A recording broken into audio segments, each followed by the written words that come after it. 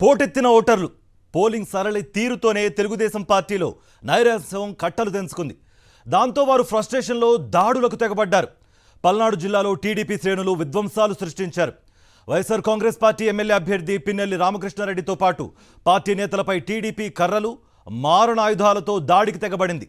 రెంటచింత మండలంలో ఈవీఎంలను ధ్వంసం చేశారు. వారు ఓడిపోతామన్న సంకేతాలతోనే టీడీపీ దౌర్జన్యాలకు పాల్పడిందని వైఎస్ఆర్ కాంగ్రెస్ పార్టీ ఆరోపిస్తోంది.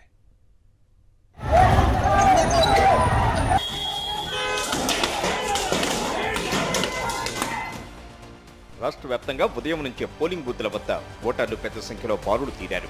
పోటెత్తిన ఓటర్ల చైతన్యం చూసి కూటమి గుండెలో రైళ్లు పరిగెత్తాయి. పింఛనుదారులు, మహిళలు, ఎస్సీ, ఎస్టీ, బీసీలు పెద్ద సంఖ్యలో పోలింగ్ బూత్లకు తరలి రావడంతో టీడీపీ నేతలు గుండెలు జారిపోయాయి.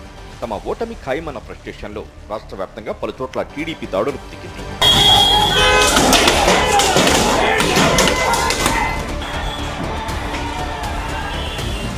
పల్నాడు జిల్లా మాచర్ల నియోజకవర్గం రెంటచింతల మండలం పాల్వాయి గేటు దగ్గర వైఎస్ఆర్ కాంగ్రెస్ పార్టీ ఎమ్మెల్యే అభ్యర్థి పిన్నెల్లి రామకృష్ణారెడ్డిపై టీడీపీ శ్రేణులు దాడి చేశాయి.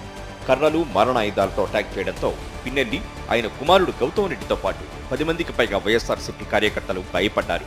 పోలింగ్ బూత్ పరిశీలనకు వెళ్తున్న సమయంలో టీడీపీ మోకలు ఈ దాడి చేశాయి.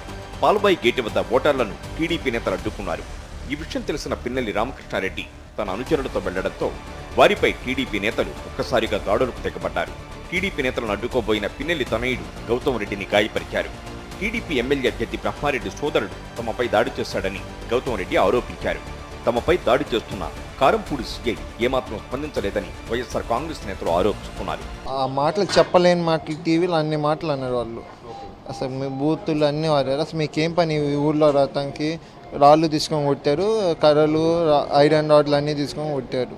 మాచర్ల మండలం రాయవరంలో టీడీపీ నేతలు ఓటర్లను ప్రలోభ పెడుతున్నారన్న సమాచారంతో వైఎస్ఆర్ కాంగ్రెస్ నేతలు అక్కడికి వెళ్లారు. టీడీపీ నేతలను ప్రలోభాలపై ప్రశ్నించడంతో వారు దాడి చేశారని వైఎస్ఆర్ కాంగ్రెస్ నేతలు ఆరోపిస్తున్నారు. ఈ దాడిలో పలువురు కార్యకర్తలకు గాయాలయ్యాయి. ఏదైతే పోలింగ్ బూతులు 2 పోలింగ్ పోస్టులు ఉంటే ఒక కానిస్టేబుల్ పెట్టారు. అవసరం లేని చోట మాకు ఫేవర్గా ఉండే దాంట్లోనేమో ఒక అడిషనల్ ఎస్పీని, ఒక డిఎస్పీని ఒకే బూత్లో ఒక డిఎస్పీ స్థాయి అధికారిని ఇక్కడ పెట్టారు.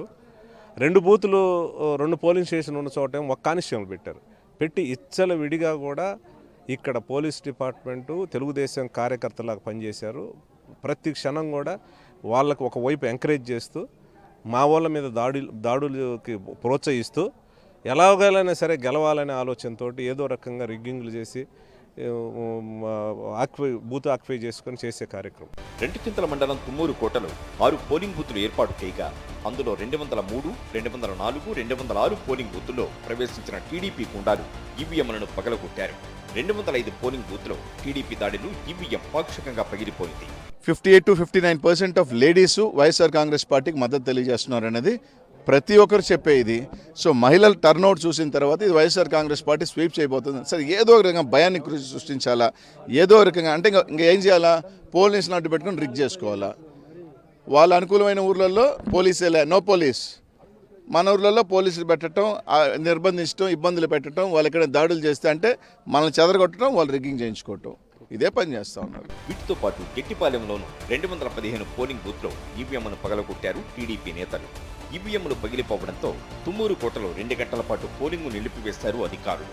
కారంపూడి మండలం ఉప్పిచెర్ల వద్ద హైస్కూల్లో 251 పోలింగ్ బూత్లో ఈవీఎంను కూడా పగలగొట్టారు.